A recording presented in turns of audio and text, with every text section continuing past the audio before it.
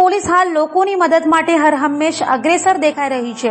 કોઈ પણ સમસ્યા હોય સુરત પોલીસ લોકો પાસે પહોંચી તેઓની સમસ્યાઓનું નિવેડો લાવે છે। ત્યારે સુરતના સલાબતપુરા પોલીસ મથકના મહિલા પીઆઈ દ્વારા અકસ્માતમાં ઘવાયેલા વૃદ્ધાને તાત્કાલિક હોસ્પિટલે ખસેડી અનોખી સેવા દેખાડી હતી।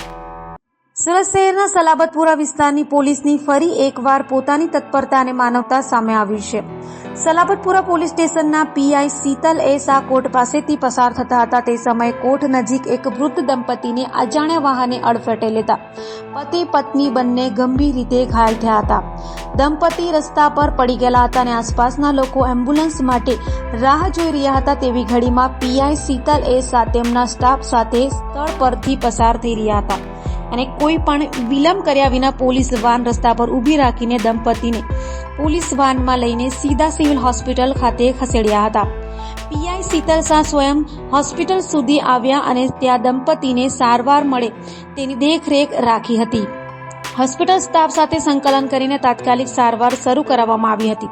પીઆઈ શીતલ શાહે જણાવ્યું હતું કે આ વૃદ્ધ મહિલાને માથામાં ગંભીર ઈજા થઈ હોવાથી લોહી નીકળ્યું હતું, જેથી કોઈ પણ પ્રકારનો વિલંબ કર્યા વિના જ પોલીસ વાનમાં જ સિવિલ હોસ્પિટલ આવ્યા હતા। વૃદ્ધાના માથામાં 8 જેટલા ટાંકા આવ્યા છે। હાલ તેમની સ્થિતિ સ્થિર છે।